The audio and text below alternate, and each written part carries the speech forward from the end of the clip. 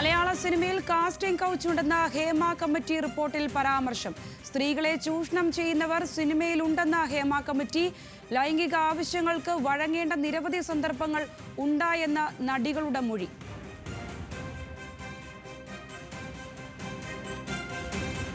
തിരുവനന്തപുരത്ത് നിന്നും മഹേഷ് ചന്ദ്രൻ ചേരുന്നുണ്ട്. മഹേഷ്, ഹേമ കമ്മിറ്റി റിപ്പോർട്ടിൽ മലയാള സിനിമയിൽ കാസ്റ്റിംഗ് കൗച്ച് ഉണ്ടെന്ന് തുറന്നു പറയുമ്പോഴും ഇദ്ദേഹത്തിന് കാരണക്കാരായവരുടെ പേര് വിവരങ്ങളൊന്നും ഹേമ കമ്മിറ്റി റിപ്പോർട്ടിൽ ഉൾപ്പെട്ടിട്ടില്ല എന്നുള്ള സൂചനകളാണ് ഈ മണിക്കൂറുകളിൽ പുറത്തു വരുന്നത്. ഈ സാഹചര്യത്തെ എങ്ങനെ വിലയിരുത്താം?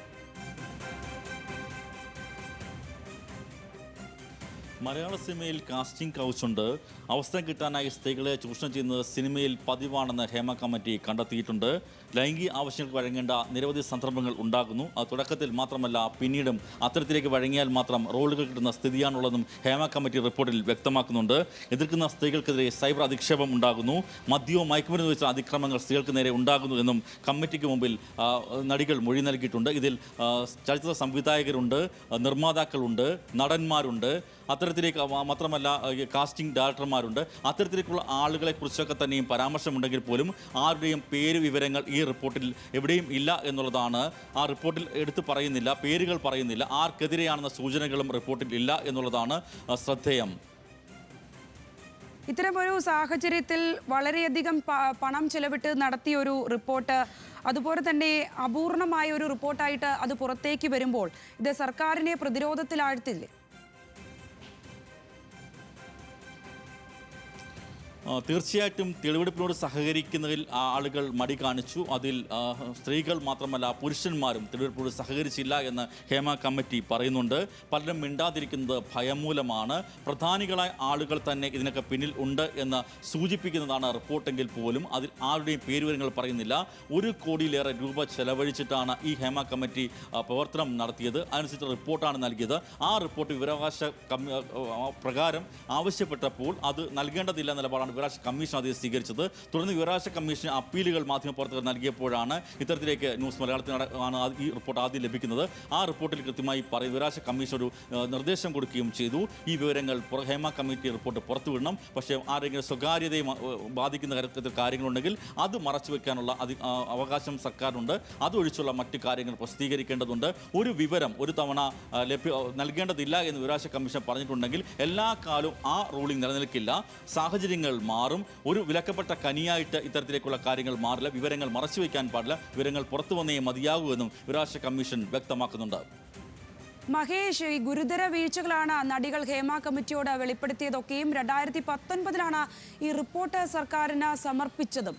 ഇത്ര കാലം ഇത് വെച്ച് സർക്കാർ ഒരു നടപടിയിലേക്ക് പോകാത്തതിൽ ആശ്ചര്യമില്ലേ? ഹേമ കമ്മിറ്റിയുടെ ശുപാർശകൾ മുൻപ് തന്നെ പുറത്തു വന്നിരുന്നു. ആ ശുപാർശകളുടെ അടിസ്ഥാനത്തിൽ ഇന്റേണലായിട്ടുള്ള പരാതികൾ സ്വീകരിക്കാൻ, അതായത് സ്ത്രീകൾക്ക് തൊഴിലിടങ്ങളിൽ ഉണ്ടാകുന്ന ഇത്തരത്തിലുള്ള വിവേചനങ്ങൾ, ചൂഷണങ്ങൾ, ലൈംഗിക അതിക്രമങ്ങൾ ഇതേക്കുറിച്ച് പരാതി നൽകാനുള്ള കമ്മിറ്റി ഉണ്ടാകുന്ന നിർദ്ദേശം കൊടുത്തിരുന്നു. നമുക്കറിയാം WCCയുടെ പരാതിയെ തുടർന്നാണ് ഇത്തരത്തിലേക്കുള്ള അന്വേഷണത്തിലേക്ക് കാര്യങ്ങൾ പോയത്. നടി ആക്രമണങ്ങളുടെ സംഭവത്തെ തുടർന്നാണ് സിനിമാ മേഖലയിൽ സ്ത്രീകളെ ചൂഷണ വിധേയരാക്കുന്നെന്ന പരാതി ഉയരുകയും അതിൻ്റെ അടിസ്ഥാനത്തിൽ ഹേമ കമ്മിറ്റി റിപ്പോർട്ട് തയ്യാറാക്കുകയും ചെയ്തത്. 2017 നവംബർ 16 ഹേമ കമ്മിറ്റി പ്രവർത്തനം ആരംഭിച്ചത്. 2019 ഡിസംബർ 30 റിപ്പോർട്ട് സമർപ്പിച്ചത്. അതിൻ്റെ അടിസ്ഥാനത്തിൽ ചില കാര്യങ്ങൾ ചെയ്തു എന്ന് പറയുന്നത് പോലും പൂർണ്ണമായി കാര്യം നടപ്പിലാക്കിയില്ല. ശുചിമുറി അടക്കമുള്ള സംവിധാനങ്ങൾ, സൗകര്യങ്ങൾ സ്ത്രീകൾക്ക് ലഭിക്കുന്നില്ല എന്നും ഈ റിപ്പോർട്ടിൽ വ്യക്തമാക്കിയിരുന്നത്. വളരെ പ്രധാനപ്പെട്ട ഒരു കാര്യമാണ്. കാസ്റ്റിംഗ് കൗച്ച് നടക്കുന്നുണ്ട്. സിനിമാ മേഖലയിൽ സ്ത്രീകൾക്ക് ലൈംഗിക ആവശ്യങ്ങൾക്ക് വഴങ്ങേണ്ടി വന്നാൽ മാത്രം അവസരം കിട്ടുന്ന സാഹചര്യമുണ്ട്. അത് തുടക്കത്തിൽ മാത്രമല്ല പിന്നീടും അത്തരത്തിലേക്കുള്ള നിർബന്ധിക്കുന്ന സാഹചര്യങ്ങൾ ഉണ്ടാകുന്നു. മദ്യവും മയക്കുമരുന്നും ഉപയോഗിച്ച് പലരും സ്ത്രീകളെ ഉപദ്രവിക്കുന്ന വിഷയങ്ങളുണ്ട് എന്നൊക്കെ പറയുമ്പോൾ തന്നെ അത് ആരാണ്, എന്താണ് എന്നതിനെക്കുറിച്ചുള്ള വ്യക്തമായ വിവരങ്ങളില്ല. ചില വാട്സാപ്പ് മെസ്സേജുകളുടെ ഫോട്ടോകൾ റിപ്പോർട്ടിലുണ്ട്. അതുപോലെ തന്നെ ചില കമൻറ്റുകളുണ്ട്. അതിനപ്പുറത്തേക്ക് കൃത്യമായി ഇന്ന് ആരാണ് അതിക്രമം കാണിച്ചതെന്ന സൂചനകളില്ല. അങ്ങനെ കാണിച്ചിരുന്നു, അങ്ങനെ സൂചനകൾ ഉണ്ടായെങ്കിൽ അതനുസരിച്ച് കേസെടുക്കേണ്ട സ്ഥിതിയും ഉണ്ടാകുമായിരുന്നു. അതുകൊണ്ട് കമ്മീഷൻ കമ്മിറ്റി വിട്ടുകളഞ്ഞതാണോ എന്നുള്ളത് നമുക്ക് വ്യക്തമല്ല. എങ്കിൽ പോലും ഈ പറയുന്ന പരാതി ഉന്നയിച്ച സ്ത്രീകൾ ഇവരുടെ പേരുകൾ പറഞ്ഞിട്ടുണ്ടോ ഇല്ലയോ എന്നുള്ളത് പുറത്തു വരേണ്ടതാണ്. അപ്പോൾ ആരുടെയും പേരുവിവരങ്ങൾ, കുറ്റാരോപിതരുടെ പേരുവിവരങ്ങൾ ഇല്ല. ഒരു തെളിവുകളും ഈ റിപ്പോർട്ടിൽ ഇല്ല എന്ന് വിവരാവകാശ കമ്മീഷൻ വ്യക്തമാക്കുകയും ചെയ്യുന്നു.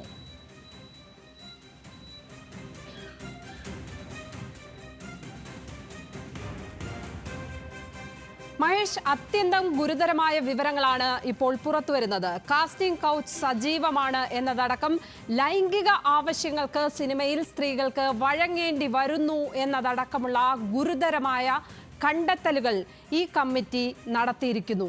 എന്നിട്ടും ആ കമ്മിറ്റി റിപ്പോർട്ട് ഇത്ര നാളും പുറത്തു വന്നില്ല എന്നുള്ളത് വളരെ ഗൗരവതരമായ കാര്യം തന്നെയല്ലേ? എന്തുകൊണ്ട് ഈ വിഷയത്തിൽ സർക്കാർ ഇതുവരെയും ഇക്കാര്യങ്ങൾ പുറത്തു പറഞ്ഞില്ല? ഈ റിപ്പോർട്ട് പുറത്തു വിടരുത് എന്ന തരത്തിലേക്കുള്ള നിർദ്ദേശമാണ് മുൻപ് തന്നെ ഉണ്ടായിരുന്നത്. വിവരാവകാശ കമ്മീഷണർ തന്നെ, മുഖ്യ വിവരാവകാശ കമ്മീഷണർ തന്നെ ഹേമ കമ്മിറ്റി റിപ്പോർട്ട് പുറത്തുവിടാൻ കഴിയില്ല എന്ന് വിവരാവകാശ നിയമപ്രകാരമുള്ള അപേക്ഷകൾക്ക് മറുപടി നൽകിയിരുന്നു. പിന്നീടാണ് ഇത്തരത്തിലേക്ക് ഇത് അപ്പീൽ വരികയും മാധ്യമപ്രവർത്തകർ, ന്യൂസ് മലയാളത്തിൻ്റെ മാധ്യമപ്രവർത്തകർ അടക്കമുള്ളവർ രംഗത്ത് വരികയും ചെയ്ത തുടർന്നാണ് ഈ റിപ്പോർട്ടിനെ കുറിച്ച് അത് പുറത്തുവിടാൻ ഉടൻ തയ്യാറാകണമെന്ന നിർദ്ദേശം വിവരാവകാശ കമ്മീഷണർ പുറപ്പെടുവിച്ചത്. അതിൻ്റെ അടിസ്ഥാനത്തിൽ ഈ മാസം 26-നകം റിപ്പോർട്ട് പുറത്തുവിടണമെന്ന അന്തിമ ശാസന പോലെ തന്നെ നൽകിയിരിക്കുകയാണ് വിവരാവകാശ കമ്മീഷണർ. പക്ഷേ ആരെങ്കിലും സ്വകാര്യതയെ ബാധിക്കുന്ന വിവരങ്ങളുണ്ടെങ്കിൽ ആ വിവരങ്ങൾ ഉൾപ്പെടുത്തേണ്ടതില്ല, അത് വ്യക്തമാക്കി, അത് മറച്ചു വെച്ചിരിക്കുന്നത് വ്യക്തമാക്കിക്കൊണ്ട് വേണം ഇത് മാധ്യമപ്രവർത്തകർ കൈമാറേണ്ടതെന്നും ഈ നിർദ്ദേശത്തിൽ വിവരാവകാശ കമ്മീഷണർ ഉത്തരവിട്ടിരുന്നു.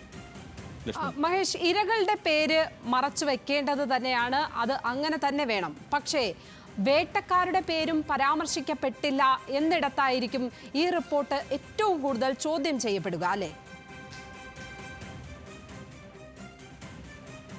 തീർച്ചയായിട്ടും ഇക്കാര്യത്തിൽ ഒരു വലിയ ഒരു ഗൗരവപരമായ വിഷയം തന്നെയാണ് ഇത്. പലരുടെയും പേരുകൾ, പല പ്രമുഖ നടന്മാരുടെ, അതുപോലെ തന്നെ സംവിധായകരുടെ, നിർമ്മാതാക്കളുടെയൊക്കെ പേരുകൾ ഇതിനകത്തുണ്ട് എന്ന തരത്തിലേക്കുള്ള അഭ്യൂഹങ്ങൾ ശക്തമായിരുന്നു. അതിൽ പ്രശസ്തരായ ആളുകളുടെ അടക്കം പേരുകൾ ഉണ്ടായിരുന്നു. എന്നാൽ അത്തരം പേരുകളൊന്നും തന്നെ റിപ്പോർട്ടിൽ ഇല്ല. ആ റിപ്പോർട്ടിൽ പറയുന്നത് ഇത്തരം കാര്യങ്ങൾ, അവർക്ക് നൽകിയ മൊഴികളുണ്ട്, സാക്ഷി മൊഴികളുണ്ട്, പരാതിക്കാരുടെ പറയുന്ന കാര്യങ്ങളുണ്ട്. പക്ഷേ ഇത് ആരാണ് ചെയ്തത് എന്നുള്ളതില്ല. അങ്ങനെ ഉൾപ്പെടുത്തുമ്പോൾ ഉള്ള ഒരു വിഷയം, ഇത്തരത്തിലേക്കൊരു ആരോപണം ഈ കമ്മിറ്റിക്ക് മുമ്പാകെ വരുമ്പോൾ ആ റിപ്പോർട്ട് വരുന്നതിനൊപ്പം തന്നെ അവർക്കെതിരെ കേസെടുക്കേണ്ട സ്ഥിതി കൂടിയുണ്ട്. കാരണം അത് സ്ത്രീകളുടെ മൊഴിയാണ്, ആ മൊഴി പ്രകാരം കേസെടുക്കേണ്ടതുണ്ട്. അതുകൊണ്ടാണോ ഇവരുടെ പേരുകൾ മറച്ചു വെച്ചതെന്ന് നമുക്ക് വ്യക്തമല്ല. എങ്കിൽ പോലും അത്തരത്തിൽ സംശയിക്കാവുന്ന കാര്യങ്ങളാണ് ഇപ്പോൾ നമുക്ക് റിപ്പോർട്ട് ചെയ്യാൻ കഴിയുന്നത്. ലക്ഷ്മി,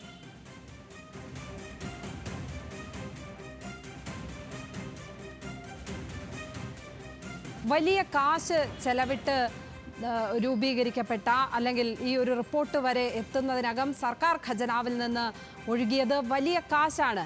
അതുകൊണ്ട് തന്നെ ഈ റിപ്പോർട്ട് അത്രത്തോളം മെറിറ്റ് ഉള്ള ഒന്നായിരിക്കണം എന്ന് എല്ലാവരും, അത് സിനിമാ മേഖലയിലുള്ളവർ മാത്രമല്ല കേരളീയ പൊതുസമൂഹം മുഴുവൻ ആഗ്രഹിച്ചതാണ്.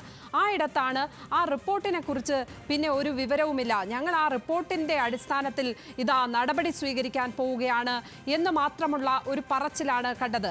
ഇപ്പോൾ ഈ റിപ്പോർട്ടും അപൂർണമെന്ന് കാണുമ്പോൾ ഉറപ്പായും ഇതിൽ സർക്കാർ തന്നെയാകും വിമർശനം ഏറ്റവും കൂടുതൽ ഏറ്റുവാങ്ങേണ്ടി വരിക എന്ന് തോന്നുന്നു. മഹേഷ്, 1 കോടിയിലേറെ രൂപയാണ് ചെലവഴിച്ചതെന്ന് കൃത്യമായി പറഞ്ഞാൽ 1,06,55,000 രൂപയാണ് ശമ്പളത്തിനും മറ്റ് ആനുകൂല്യങ്ങൾക്കുമായി ഈ ഹേമ കമ്മിറ്റിക്ക് വേണ്ടി വിനിയോഗിക്കേണ്ടി വന്നത്. അത്തരത്തിൽ വിനിയോഗിച്ചിട്ട് ആണ് ഈ റിപ്പോർട്ട് തയ്യാറാക്കിയിരിക്കുന്നത്. 2017 ആരംഭിച്ച ഇപ്പോൾ സിനിമാ നടി, സിനിമാ താരം മാല പാർവതി ടെലിഫോൺ ലൈനിൽ ചേരുകയാണ്. ശ്രീമതി മാല പാർവതി, ഈ വിഷയത്തിൽ ഇപ്പോൾ പുറത്തു വന്നിരിക്കുന്ന റിപ്പോർട്ട് താങ്കളുടെ ശ്രദ്ധയിൽപ്പെട്ടിട്ടുണ്ടാവും. ഇതിനകത്ത് അപൂർണമായ വിവരങ്ങളാണ് ഉള്ളത്. ഇരകളുടെ പേര് ഇല്ല എന്നത് പോട്ടെ, വേട്ടക്കാരുടെ പേര് ഇല്ല എന്നുള്ളതാണ് ഏറ്റവും പ്രധാനമായും വിമർശനം അർഹിക്കുന്നത്. ആരുടെയും പേര് പറഞ്ഞിട്ടില്ല. അതേസമയം സ്ത്രീകൾ വളരെയധികം ചൂഷണം അനുഭവിക്കുന്നുണ്ട്, മലയാള സിനിമയിൽ കാസ്റ്റിംഗ് കൗച്ച് അടക്കം നടക്കുന്നുണ്ട് എന്ന ഗൗരവതരമായ വിവരവും ഈ റിപ്പോർട്ടിനകത്തുണ്ട്. എന്താണ് ഇതുമായി ബന്ധപ്പെട്ട് ഈ ഘട്ടത്തിൽ പ്രതികരിക്കാനുള്ളത്? ലക്ഷ്മി, ഞാൻ ഇതിനെ കാണുന്നത് ഈ ഹേമ കമ്മീഷൻ റിപ്പോർട്ടായാലും ഇങ്ങനെയുള്ള എല്ലാത്തരം പഠനങ്ങളും ഒരു സിസ്റ്റത്തിനെ നന്നാക്കുക, ഒരു സിസ്റ്റത്തിനെ ശരിയാക്കുക എന്നുള്ള ഒരു ഉദ്ദേശത്തോടു കൂടി ആണ് നമ്മൾ ചെയ്യാൻ ഉദ്ദേശിക്കുന്നത്. കാരണം നാളെ ഒരു കാലത്ത് ഈ സിനിമയിൽ മേഖലയിൽ പ്രവർത്തിക്കുന്ന ആളുകൾക്ക്, അതാണായാലും പെണ്ണായാലും, അവർക്ക് ഫ്രീ ആയിട്ട് അവരുടെ കഴിവിനെ എക്സ്പ്രസ് ചെയ്യാനും വ്യക്തിപരമായി ഔദാര്യങ്ങളിൽപ്പെട്ട് അവർക്ക് ഒരുപാട് നഷ്ടങ്ങൾ അനുഭവിക്കാതിരിക്കാനും അവർക്ക് അവർ പ്രാക്ടീസ് ചെയ്യുന്ന കല അത് പ്രാക്ടീസ് ചെയ്യാനും അവർ ആഗ്രഹിക്കുന്ന കല പ്രാക്ടീസ് ചെയ്യാനുള്ള ഒരു സ്വാതന്ത്ര്യം, ഇതൊക്കെയാണ് നമ്മൾ പ്രതീക്ഷിക്കുന്നത്. വ്യക്തിപരമായ പേരുകൾ എന്ന് പറഞ്ഞാൽ ഇത് എവിടെ നിന്ന് തുടങ്ങും, ഏത് കാലം മുതൽ സിനിമ തുടങ്ങിയ കാലം മുതൽ അല്ലെങ്കിൽ ഏത് കാലഘട്ടം മുതൽ ഇതുപോലെ ആയിരക്കണക്കിന് കഥകളുണ്ടാവും. കാരണം ഒരു സിസ്റ്റത്തിനെ കറക്റ്റ് ചെയ്തിരുന്നില്ല. അപ്പൊ സിസ്റ്റം എല്ലാ കാലത്തും ഇങ്ങനെ തന്നെയായിരുന്നു. അപ്പൊ ഏത് പോയിന്റിലാണെന്ന് പറഞ്ഞാൽ അപ്പൊ കണ്ടുപഠിച്ചതും കേട്ടുപഠിച്ചതും ശീലമായിട്ടുള്ള കാര്യവും ജനം ചെയ്ത് പോവും. അതിന് നമുക്ക് വ്യക്തിപരമായി പേഴ്സണലി എന്തെങ്കിലും പറഞ്ഞു കഴിഞ്ഞാൽ എന്ത് ഗുണമുണ്ടാവും, അതിനെ മൊത്തം കൺഫ്യൂസ് ചെയ്യും. ഈ ഭയം ഇനി ഒരു കാലത്തും ഈ സിസ്റ്റം ക്ലീൻ ചെയ്യാതിരിക്കാൻ കാരണമാവുമെന്നാണ് ഞാൻ വിശ്വസിക്കുന്നത്. അതുകൊണ്ട് അത് ഒരു വിഷയം വന്നു കഴിയുമ്പോൾ ആളുകൾക്ക് ധൈര്യം വരുമ്പോൾ ആളുകൾക്ക് അവരൊരു പേര് കോൾ ഔട്ട് ചെയ്ത് കഴിഞ്ഞാൽ ഒരാളുടെ പേര് പറഞ്ഞാൽ അവർക്ക് പ്രശ്നം വരത്തില്ല. അവർക്ക് പിന്നെയും വർക്ക് കിട്ടുന്ന ഒരു സാഹചര്യം വരുമ്പോൾ ആളുകൾ തന്നെ പറഞ്ഞോളും. അപ്പൊ ആദ്യം ആ ഭയം പോവുക, സിസ്റ്റം ക്ലീൻ ചെയ്യാനുള്ള കാര്യങ്ങളിലേക്ക് കടക്കുക എന്നുള്ളതാണ്. ഈ പേര് പറയും, വേട്ടക്കാരന്റെ പേര് പറയുമെന്നുള്ള ഭയത്തിൽ ഇത് മുഴുവൻ തമസ്കരിക്കപ്പെടുന്നതിൽ നിന്നും എത്രയോ ഭേദമാണ് ഈ കാര്യം ഒന്ന് പുറത്തോട്ട് വരിക. ഇതിനകത്ത് സിസ്റ്റത്തിൽ എന്താണ് നടക്കുന്നത്, എങ്ങനെ ക്ലീൻ ചെയ്യാം, എങ്ങനെ ഗവൺമെന്റിനെ സപ്പോർട്ട് ചെയ്യാൻ പറ്റും, അല്ലെങ്കിൽ അല്ലാത്തവർക്ക് സപ്പോർട്ട് ചെയ്യാൻ പറ്റും. ഇപ്പോൾ ഒരു ടെക്നീഷ്യനായിട്ട് വർക്ക് ചെയ്യാൻ വരുന്ന ഒരാൾ, അത് ഇപ്പോൾ കോസ്റ്റ്യൂം ഡിപ്പാർട്ട്മെന്റ് അല്ലെങ്കിൽ ലൈറ്റിൽ, എഡിറ്റിംഗിൽ, അപ്പൊ അവരുടെ താല്പര്യമുള്ള പഠിച്ചിട്ടുള്ള കുട്ടികളുടെ ഒരു പാനൽ ഉണ്ടാക്കി വെക്കുക.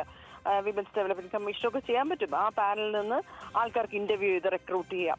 ആക്ടേഴ്സിന് നല്ല ഒന്നാന്തരം ഓഡിഷൻസ് നടത്തിയിട്ട് അത് ട്രാൻസ്പെറന്റ് ആക്കുക. ഓഡിഷൻസ് ലൈവായിട്ട് ചാനലുകൾക്ക് ടെലികാസ്റ്റ് ചെയ്യാം. ഒരു സിനിമയ്ക്ക് ഓഡിഷൻ ചെയ്യുന്നത് എങ്ങനെയാണ്, അതിൽ ഏത് ആർട്ടാണ്, ഏത് ആളെയാണ് തിരഞ്ഞെടുക്കപ്പെടുന്നത്, ഇങ്ങനെയുള്ള ട്രാൻസ്പെറൻസിയിലേക്ക് കാര്യങ്ങൾ പോകുന്ന ഒരു കാലത്തെക്കുറിച്ചാണ് ഞാൻ വിചാരിക്കുന്നത്. അനുഭവിച്ചതൊക്കെ അനുഭവിക്കുന്നവരൊക്കെ അനുഭവിച്ചുകൊണ്ടിരുന്നു. പക്ഷെ പുതിയ തലമുറയ്ക്കെങ്കിലും നമുക്ക് അനുഭവിച്ച ആൾക്കാർക്ക് അല്ലെങ്കിൽ അതിനെക്കുറിച്ച് കടന്നുപോയ ആൾക്കാർക്ക് പുതിയ വഴി തെളിച്ചു കൊടുക്കാം എന്നുള്ളത് മാത്രമേ ഉള്ളൂ. എല്ലാ മേഖലയിലും എല്ലാ കാലത്തും ഉണ്ടായിരുന്നിട്ടുണ്ട്. ആ പേട്രിയാർക്കൽ സിസ്റ്റത്തിൽ തന്നെയാണ് നമ്മൾ നിൽക്കുന്നത്. അതുകൊണ്ട് എല്ലാവരുടെയും പേര് വിളിച്ച് പറഞ്ഞാൽ എല്ലാ പ്രശ്നം തീരുമെന്ന് ഞാൻ വിശ്വസിക്കുന്നില്ല. അത് കൂടുതൽ കൺഫ്യൂഷൻ ഉണ്ടാക്കും. കൂടുതൽ ഈ ആൺ പെൺ ചേരി തിരിഞ്ഞുള്ള പോര് മൂർക്കും നല്ലാതെ ഒന്നും നടക്കുമെന്ന് ഞാൻ വിശ്വസിക്കുന്നില്ല. സോറി, നിങ്ങളുടെ അഭിപ്രായത്തോടെ എനിക്ക് യോജിക്കാൻ പറ്റുന്നില്ല. യോജിക്കാനല്ല, യോജിപ്പ് തന്നെയാണ്, നിങ്ങൾ പറയുന്നത് തന്നെയാണ് ശരി. പക്ഷെ അത് നടക്കൂല. അത് നടന്നില്ലെങ്കിൽ നമുക്ക് ഒരു ചുവട് മുന്നോട്ട് പോവാം എന്നാണ് ഞാൻ വിചാരിക്കുന്നത്. പക്ഷേ പാർവതി, ഒരു പൊതു ഇടത്തിൽ ഒരു ക്രൈം നടക്കുന്നു, ഒരു സ്ത്രീയെ അല്ലെങ്കിൽ ഒരു ഓഫീസിനകത്ത് അവർ സമ്മർദ്ദം അനുഭവിക്കുന്നു. അത്തരം വിഷയങ്ങളിലെല്ലാം എടുക്കുന്ന, പൊതുവെ കേരളീയ സമൂഹം എടുക്കുന്ന ഒരു പുരോഗമനപരമായ സ്ത്രീപക്ഷ നിലപാടുണ്ട്. അത് എന്തുകൊണ്ട് മലയാള സിനിമയിൽ മാത്രം എന്തുകൊണ്ട് അത് സാധ്യമാകുന്നില്ല എന്നുള്ളിടത്താണ് വിഷയം. ഇപ്പോൾ ഈ സിനിമ തുടങ്ങിയ കാലം മുതലുള്ള സംഭവങ്ങളെയൊന്നും നമുക്ക് ഇവിടെ വിചാരണ ചെയ്യാൻ കഴിയില്ല. പക്ഷേ അറ്റ്ലീസ്റ്റ് വന്നു പറഞ്ഞ കേസുകളിലെങ്കിലും ആ ഒരു നടപടിയിലേക്ക് കടക്കേണ്ടതല്ലേ ഒരു ഉത്തരവാദിത്തപ്പെട്ട സർക്കാരാണെങ്കിൽ, ഉത്തരവാദിത്തപ്പെട്ട കമ്മിറ്റിയാണെങ്കിൽ? വ്യക്തിപരമായ പരാതികൾ ലഭിക്കാത്ത കാര്യത്തിൽ, ആ സമയത്ത് ഇനി തെളിവുകൾ നിരത്താൻ പറ്റാത്ത കാര്യത്തിൽ, അവരുടെ വശം പറയാൻ പറ്റാത്ത കാര്യത്തിൽ അങ്ങനെ നിയമപരമായി യാതൊന്നും നടക്കൂല. അപ്പൊ ഈ ആക്ഷേപിക്കപ്പെടൽ മാത്രമേ നടക്കുള്ളൂ. ആക്ഷേപിക്കപ്പെട്ടത് കൊണ്ട് കൂടുതൽ ശത്രുത ഉണ്ടാവും. പറയുന്ന കാര്യം ന്യായമാണ്, നീതിയാണ്, നിങ്ങൾ പറയുന്ന ആലോചനയും ശരിയാണ്. പക്ഷെ മലയാള സിനിമയ്ക്കകത്ത് മാത്രമല്ല നടക്കുന്നത്, എല്ലാ മേഖലയിലും ഇതുപോലുള്ള ഒരുപാട് കാര്യങ്ങൾ നടക്കുന്നുണ്ട്. അത് ഈവൻ അഭിഭാഷകരുടെ ഇടയിൽ നടക്കുന്നുണ്ട്, ഡോക്ടേഴ്സിന്റെ ഇടയിൽ നടക്കുന്നുണ്ട്, എല്ലാ മേഖലയിൽ നടക്കുന്നുണ്ട്. അപ്പൊ അത് നമുക്കൊരു സിസ്റ്റം ക്ലെൻസിങ് ആണ്. ട്രാൻസ്പെറൻസി കൊണ്ടേ ഇത് ശരിയാവുള്ളൂ. ആൾക്കാരുടെ പേര് പറയണം എന്നുള്ളതാണ് ഐഡിയൽ. ഞാൻ പറയുന്നത് ഇതിപ്പോ വിവരാവകാശ കമ്മീഷൻ പുറത്തു വിടാൻ അവർ എത്ര പ്രഷറിൽ നിന്നുകൊണ്ടായിരിക്കും നിങ്ങളത് പുറത്തു വിടൂ പ്രൈവസി മെയിൻറ്റെയിൻ ചെയ്തുകൊണ്ട് എന്ന് പറയുന്നതിലോട്ടെങ്കിലും എത്തിയല്ലോ എന്നാണ് ഞാൻ കാണുന്നത്. ചിലപ്പോൾ ഞാൻ പഴയ ജനറേഷൻ ഒരു ആളായതുകൊണ്ടായിരിക്കാം എനിക്ക് പാർവതി, ഇതിനകത്ത് കാസ്റ്റിംഗ് കൗച്ച് അടക്കം നടക്കുന്നു എന്ന് റിപ്പോർട്ടിൽ വ്യക്തമായി റിപ്പോർട്ടിൽ ഹേമ കമ്മിറ്റി പറഞ്ഞോളൂ. അല്ല, ഉണ്ടല്ലോ ആരും എതിർത്തിട്ടൊന്നുമില്ലല്ലോ. എല്ലാ കാലത്തും ഇതൊക്കെ ഉണ്ടല്ലോ. കമ്മിറ്റി ഞാൻ ചോദിക്കുന്നത് ഏത് കാലത്ത് ആൾക്കാരും എല്ലാ കാലത്തും ഇതുണ്ട്. ഏത് കമ്മിറ്റി വന്ന ഒരു ക്രൈം നടക്കുന്നു, അല്ലെങ്കിൽ ഒരു പെൺകുട്ടി ആക്രമിക്കപ്പെട്ട ഒരു കേസ് വരുന്നു, അതിനെ സംബന്ധിച്ച് WCC വരുന്നു, അവരുടെ ആവശ്യപ്രകാരമാണ് ഇതെല്ലാം തന്നെ ഒരുപാട് തരത്തിലുള്ള മാറ്റം മലയാള സിനിമയിൽ കൊണ്ടുവരാൻ പാർവതി തിരുവോത്തും, റീമ കല്ലിങ്കലിനെയും പത്മപ്രിയയും രേവതിയെയും പോലെയുള്ള ശക്തരായ ജനാധിപത്യ വിശ്വാസികളായ പെൺകുട്ടികൾ വന്ന് അവർ നടത്തിയ ഒരു പോരാട്ടത്തിന്റെ ഭാഗമാണിത്. പക്ഷെ അതിനൊരു ചുവടെന്നുള്ള നിലയ്ക്ക് ആദ്യം ഇത് പുറത്തു വരട്ടെ. ബാക്കി പറഞ്ഞ ആൾക്കാരൊക്കെ ഇപ്പോഴും ലൈവായിട്ട് ഇവിടെ ഉണ്ടല്ലോ, അവരൊക്കെ പറയുമായിരിക്കും.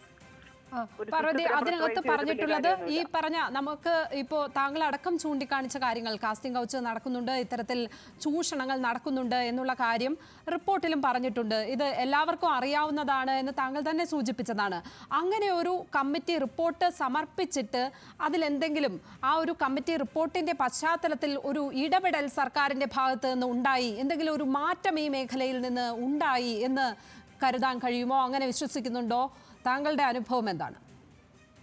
ആർക്കായിരുന്നു ധൃതി എന്നല്ലേ ഒരു ചോദ്യം ഉണ്ടായത് അല്ലേ? ഏതാണ് അങ്ങനെ ആയിരുന്നു ഒരു പ്രതികരണം കേട്ടത്. ആർക്കാണ് ഇത് പുറത്തു കൊണ്ടുവരാൻ ധൃതി എന്നുള്ളതായിരുന്നു എന്റെ ഓർമ്മയിൽ വരുന്ന ഒരു പ്രതികരണം. അതാണ് അവസാനം ഞാൻ കേട്ട പ്രതികരണം ഇതുമായിട്ട് ബന്ധപ്പെട്ടത്. അതൊരു ബഹുമാനപ്പെട്ട മന്ത്രിയുടെ ഭാഗത്തുനിന്നുണ്ടായതാണെന്നാണ് ഞാൻ വിശ്വസിക്കുന്നത്. ആർക്കാണ് ഇത് പുറത്തു കൊണ്ടുവരാൻ ധൃതി എന്നാണ് ഒരു ചോദ്യം ഉണ്ടായത്. അപ്പൊ പിന്നെ എന്തിനായിരുന്നു അങ്ങനെ ഒരു കമ്മീഷൻ എന്ന ചോദ്യവും പിറകെ ചോദിക്കേണ്ടി വരും.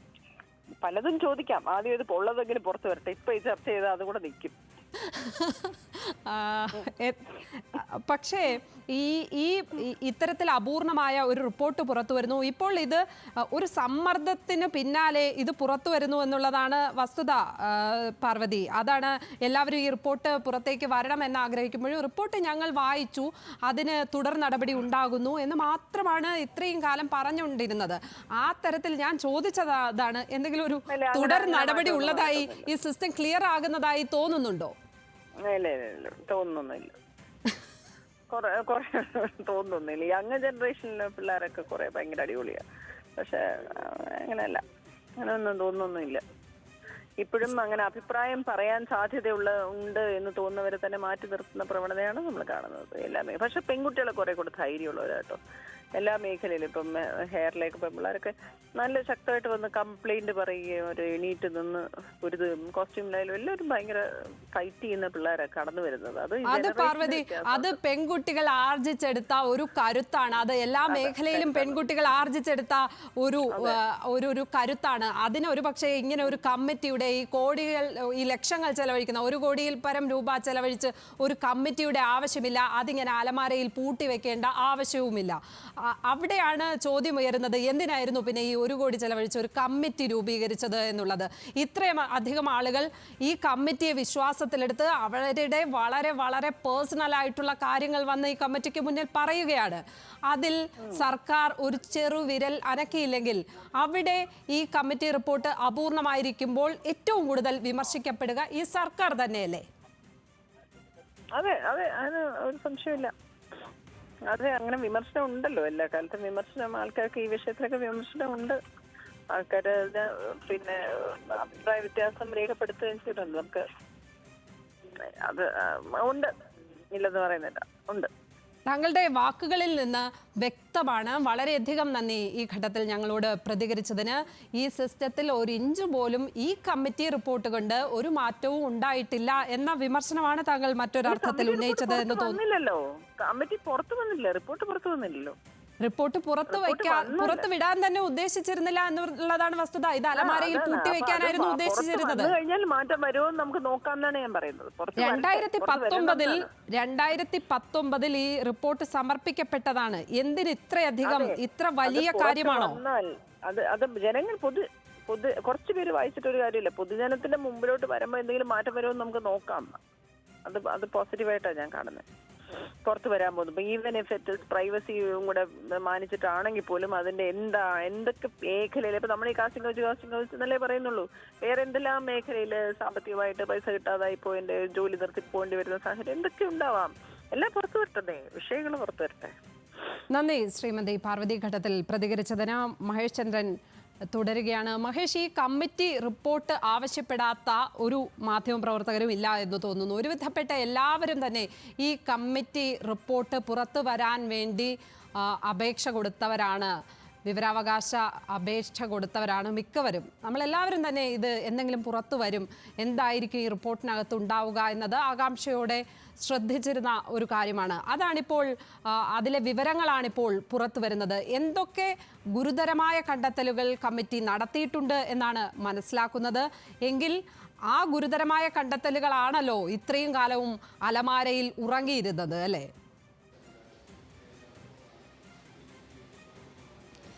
തീർച്ചയായിട്ടും ലക്ഷ്മി, മാധ്യമപ്രവർത്തകർ എനിക്ക് മനസ്സിലാക്കാൻ പറ്റുന്ന ലക്ഷ്മി അടക്കമുള്ള മാധ്യമപ്രവർത്തകർ അപേക്ഷ നൽകിയതാണ് ഇക്കാര്യത്തിൽ. അത് നിരസിക്കുകയാണ് വിവരാവകാശ കമ്മീഷൻ ആദ്യം സാംസ്കാരിക വകുപ്പ് തന്നെ അത് നിരസിച്ചു. തുടർന്ന് അപ്പീലുകൾ നൽകിയ സാഹചര്യത്തിലാണ് ഇപ്പോൾ ന്യൂസ് മലയാളം പുറത്തുവിടുന്ന ഈ വിവരങ്ങൾ പുറത്തേക്ക് വരുന്നത്. വിവരാവകാശ കമ്മീഷൻ്റെ ഉത്തരവ് ഉണ്ടാകുന്നു ഇത്തരം അപ്പീലുകളുടെ അടിസ്ഥാനത്തിൽ തന്നെയാണ്. ഇക്കാര്യത്തിൽ വളരെ പ്രധാനപ്പെട്ട ഒരു കാര്യം, 2 വാള്യങ്ങളായിട്ടുള്ള റിപ്പോർട്ടാണ് പ്രധാനമായിട്ടും ഹേമ കമ്മിറ്റി തയ്യാറാക്കിയിരിക്കുന്നത്.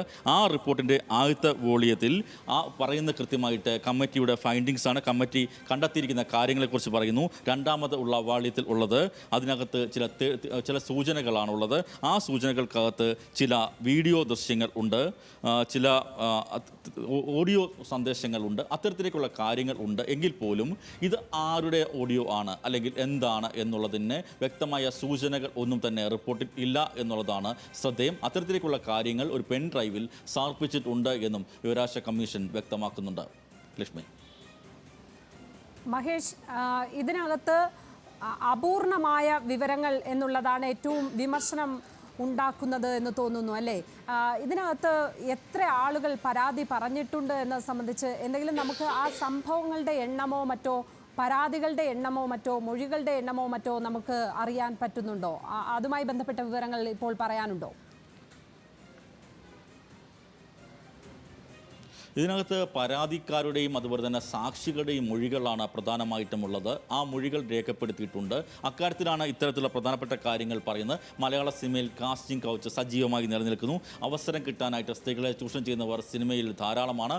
ആദ്യ അവസരത്തിന് വേണ്ടി മാത്രമല്ല, പിന്നീടും വഴങ്ങേണ്ടി വന്നാൽ മാത്രം, ലൈംഗികമായി വഴങ്ങേണ്ടി വന്നാൽ മാത്രം അവസരം കിട്ടുന്ന സ്ഥിതിയുണ്ട്. അതിന് വഴങ്ങാത്തവരെ സിനിമയിൽ നിന്ന് പുറത്താക്കുന്ന സ്ഥിതിയുണ്ട്. അവരെ സിനിമക്കാർ വിളിക്കാത്ത സ്ഥിതിയുണ്ട്.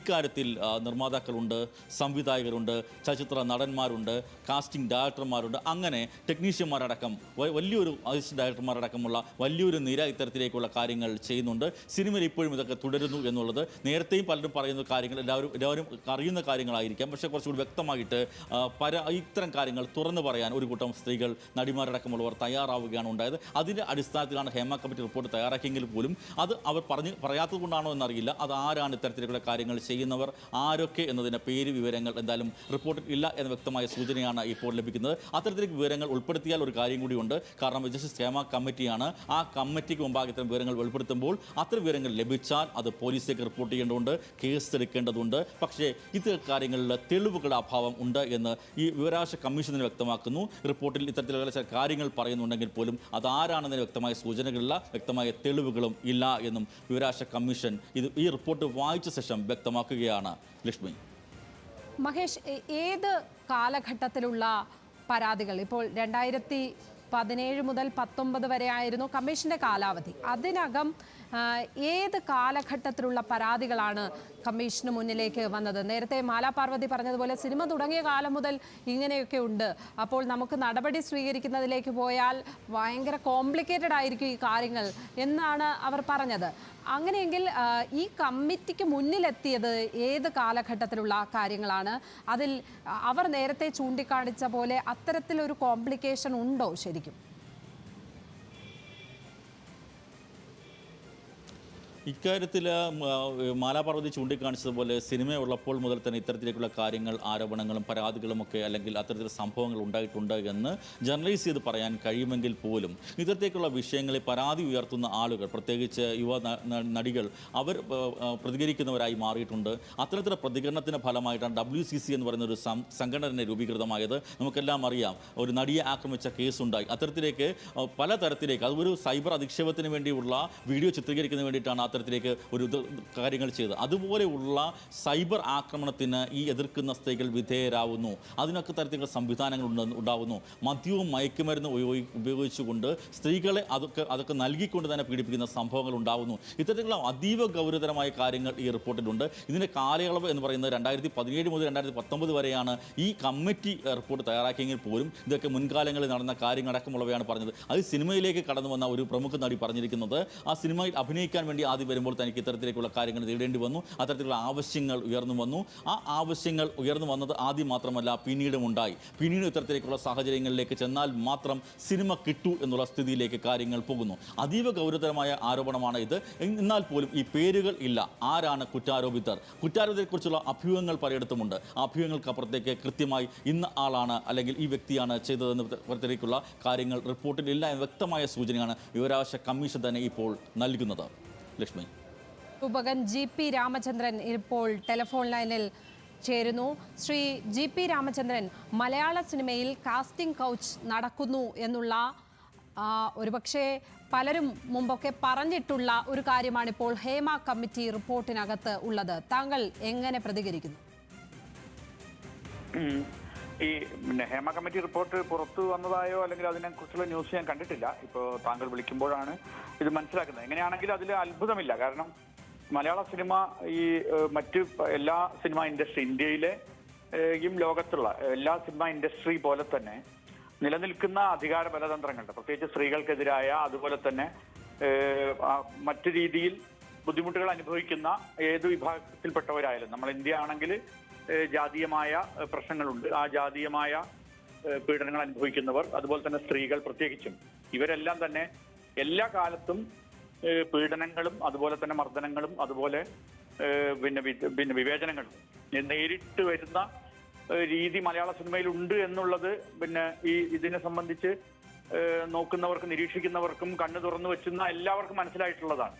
അപ്പൊ അത് പലപ്പോഴും അത് പല കാരണങ്ങളെ കൊണ്ട് അത് വെളിപ്പെടുത്തപ്പെട്ടിട്ടില്ല, അല്ലെങ്കിൽ വെളിപ്പെടുത്തപ്പെട്ടവരെ തമസ്കരിച്ചു, അവരെ മർദ്ദിച്ചൊതുക്കി എന്നുള്ളതാണ് ഇത്രയും കാലം നടന്നതെങ്കിൽ ഈ കാര്യം പുറത്തു വരുന്നത് ഭാവിയിൽ നമ്മളുടെ സാംസ്കാരിക രംഗമോ അതുപോലെ തന്നെ സിനിമയും പിന്നെ അതിൽ ശുദ്ധീകരിക്കുന്നതിന് അല്ലെങ്കിൽ ആ രംഗത്ത് അതിന്റെ തിരുത്തൽ പ്രക്രിയകൾ കൊണ്ടുവരുന്നതിന് സർക്കാരിനെയും അതുപോലെ തന്നെ വ്യവസായത്തിലെ മറ്റുള്ളവരെയും പ്രേരിപ്പിക്കുമെന്നാണ് ഞാൻ കരുതുന്നത്. ശ്രീ GP രാമചന്ദ്രൻ, ഈ കാര്യത്തിൽ സർക്കാരിന് റിപ്പോർട്ട് 2010 കിട്ടിയതാണ്. എന്നിട്ടും ആ റിപ്പോർട്ട് അലമാരയിൽ പൊടി പിടിച്ചിരിക്കുകയായിരുന്നു. ഇത്രയും കാലവും പുറത്തു വന്നില്ല. ഈ ഗുരുതര പരാമർശങ്ങൾ ഉണ്ടെങ്കിൽ ഉറപ്പായും ആ വിഷയത്തിൽ ഒരു തിരുത്തൽ നടപടി, ഒരു തുടർ നടപടി ഉണ്ടാകേണ്ടതല്ലേ ഈ സിനിമാ മേഖലയുമായി ബന്ധപ്പെട്ട്?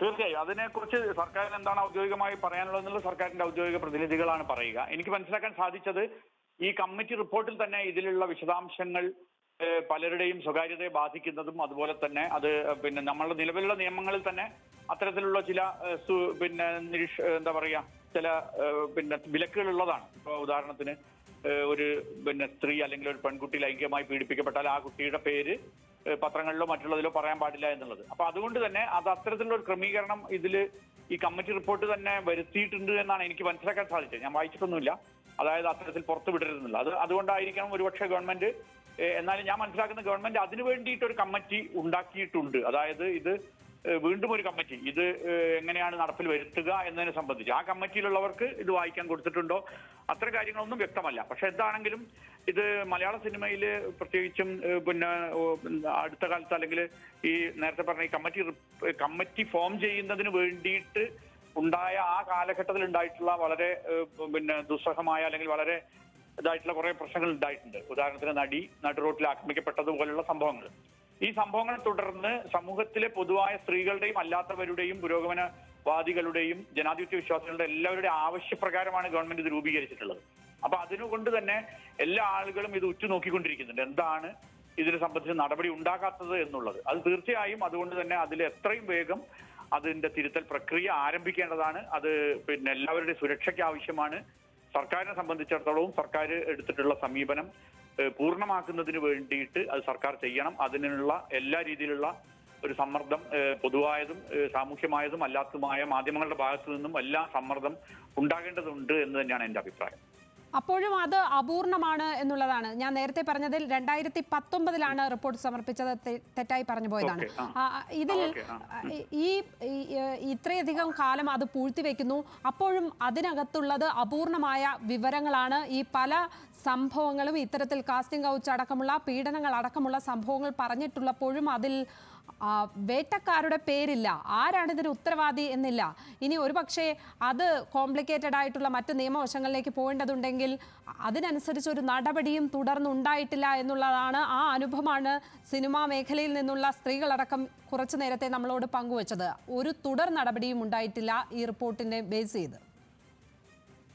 അല്ല, അതില് മറ്റു വിശദാംശങ്ങളിലേക്ക് എനിക്കറിയില്ല. അത്തരം കാര്യങ്ങൾ ആരും പറയുകയോ ഞാനത് വായിക്കുകയോ ചെയ്തിട്ടില്ല. പക്ഷേ ഇത് വളരെ വ്യക്തമാണ്. അതിന്റെ തുടർ നടപടി ഏത് രീതിയിലാണ് എന്നുള്ളതിനെ പറ്റി നമുക്ക് ഒരു തീരുമാനം ഉണ്ടാകേണ്ടതും അത് ഗവൺമെന്റ് നടപടി സ്വീകരിക്കേണ്ടതുമായിരുന്നു. അതിൽ യാതൊരു സംശയവുമില്ല. അത് നടപടി സ്വീകരിക്കണം എന്ന അഭിപ്രായം തന്നെയാണ് നമുക്ക് എല്ലാവർക്കും ഉള്ളത്. അതിനു വേണ്ടിയിട്ടുള്ള പൊതുവായ സ്ത്രീകളുടെ, പ്രത്യേകിച്ച് WCC ആണെങ്കിൽ അല്ലെങ്കിൽ അതിനുള്ള എല്ലാ മുന്നേറ്റത്തിനും സമ്പൂർണ്ണ പിന്തുണ ഇവിടുത്തുള്ള ജനാധിപത്യവാദികളും വിമർശകരും എല്ലാവരും ഫിലിം സൊസൈറ്റികളൊക്കെ നൽകുമെന്നാണ് ഞാൻ മനസ്സിലാക്കുന്നത്. വളരെയധികം നന്ദി ശ്രീ GP രാമചന്ദ്രൻ ഈ ഘട്ടത്തിൽ പ്രതികരിച്ചതിന്.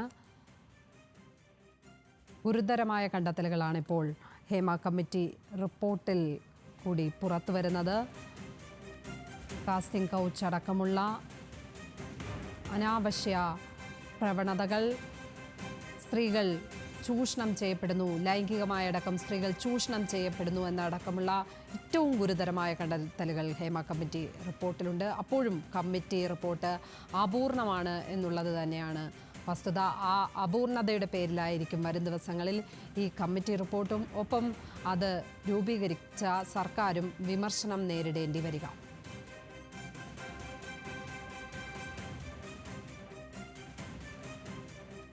ഹേമ കമ്മിറ്റി റിപ്പോർട്ടുമായി ബന്ധപ്പെട്ട എക്സ്ക്ലൂസീവ് വിവരങ്ങളാണിപ്പോൾ മഹേഷ് ചന്ദ്രൻ തിരുവനന്തപുരത്ത് നിന്നും പങ്കുവച്ചുകൊണ്ടിരിക്കുന്നത്.